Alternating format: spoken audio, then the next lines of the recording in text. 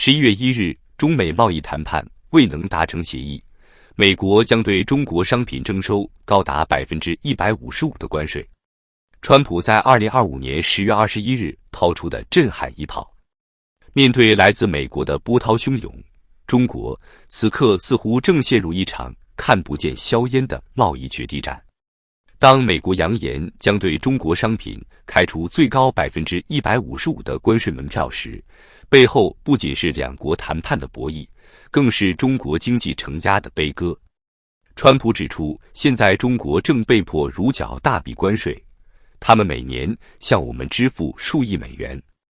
同时，中国对美出口的规模仍大得惊人。据分析，中国每天向美国出口约10亿美元的商品。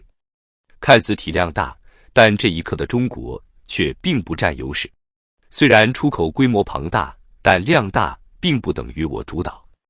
分析指出，美国对中国商品加关税的威力尚未完全显现，但这也意味着中国难以轻易撤出美国市场。中国的对美贸易顺差依然庞大，但背后的风险也在累积。若关税如预告般飙升155%，中国出口企业将面临利润崩塌、订单减少的双重打击。在这一场博弈中，中国的悲凉并不在于还在出口，而在于出口不再是保障。当美方开出如此爆炸性的税率威胁，中国制造链、供应链、出口商、零部件厂全都悬在悬崖边。更甚者，在全球供应链抢位赛里，中国虽地位未立即动摇，但被替代的步骤已经迈出。分析指出，许多美国进口商正选择通过第三国或改变产地以规避关税漏洞。换句话说，中国制造的安全筹码正在逐渐削薄。川普的表态其实远不只是关税那么简单，它是一场全方位、多杠杆的施压。以下几点尤为关键。他提到，中国现在已经在支付55%的关税，这是一大笔钱。若谈判未达成，11月1日起可能跳至155%。他点明了三大议题：稀土、芬太尼、大豆。稀土是中国在全球供应链的一个重要筹码，而美国明显将其视为回击工具。与此同时，美国与澳大利亚签署矿产协定，意在削弱中国在关键原材料、稀土、矿产链条上的主导地位。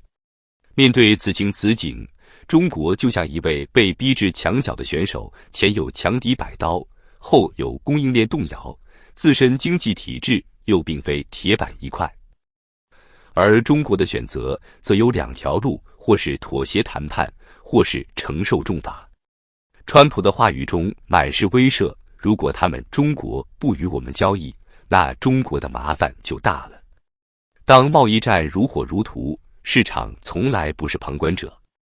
当前有分析指出，这一次的关税威胁可能成为年底股市崩盘的导火索。原因如下：不确定性本身就是市场杀手。11月1日这一关口，若中国谈判失败，关税如期上涨，供应链断裂，成本跳涨，企业利润崩塌，所有这些都会引爆股市恐慌。虽然中国出口额仍大，但那正是躲不过被打的表现。任何一环被切断，都可能引起连锁反应。再者，美国和澳大利亚等国的矿产合作、稀土动作，也意味中国不得不面临外部围剿。在全球资本的眼中，这些并非小事。所以，当你还在刷朋友圈、刷微博，觉得贸易谈判总能谈好，觉得中国撑得住，请别忘，市场对未来最敏感。一个看似遥远的11月1日关税触发点，可能正在成为撤离出口加调整供应链加股市先动的节点。如果这场谈判真的破裂，155%的关税落地，中国的出口将被按下暂停键。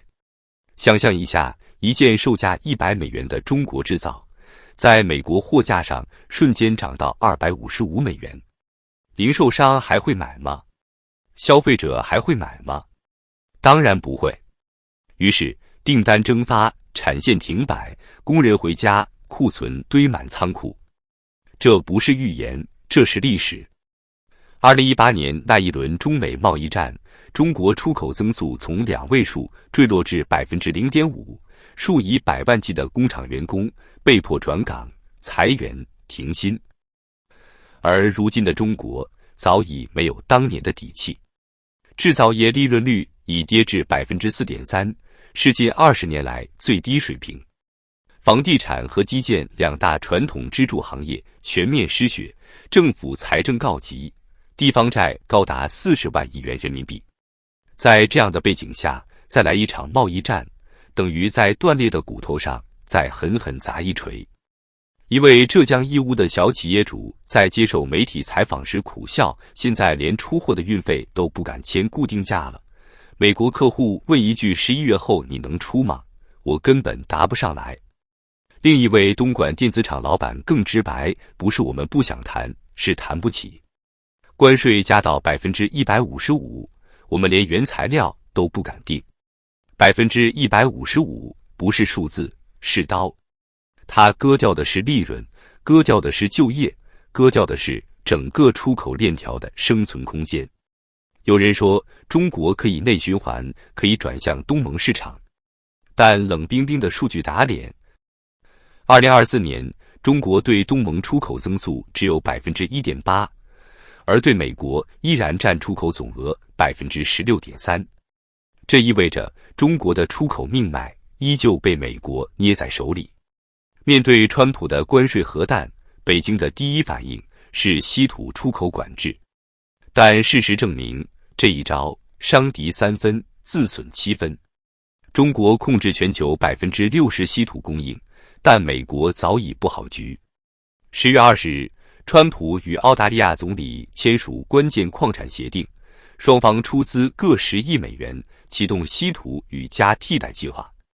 这意味着1年后，美国将获得多到不知该怎么处理的关键矿产。换句话说，曾经让世界忌惮的中国稀土牌已经失效。美国铝业公司已与日本展开加项目合作，澳大利亚正在建稀土冶炼厂，加拿大矿企也加入供应链。这一切的背后是全球对中国不可依赖的共识。北京以为自己能用稀土威胁世界，结果反被世界抛弃。稀土进出口，芯片被封锁，软件被制裁，科技脱钩的雪崩早已开始。华为的芯片只能靠备胎，中芯国际的设备被卡死在7纳米节点。2025年的今天，中国科技行业正在经历一场看不见硝烟的冷冻期。宏观的风暴总会落到具体的人身上。出口厂倒闭了，工人回乡，汇率跌了，留学生哭了，股市崩了，家庭资产蒸发了。过去10年，中国人靠出口、靠房产、靠制造业维持的中产幻觉正在一层层剥落。根据国家统计局数据，2025年上半年，中国城镇青年失业率为 21.3%， 部分地区真实数字或高达 30%。而随着出口受挫，这个数字还会继续飙升。工厂停工，外贸公司倒闭，服务业随之缩水。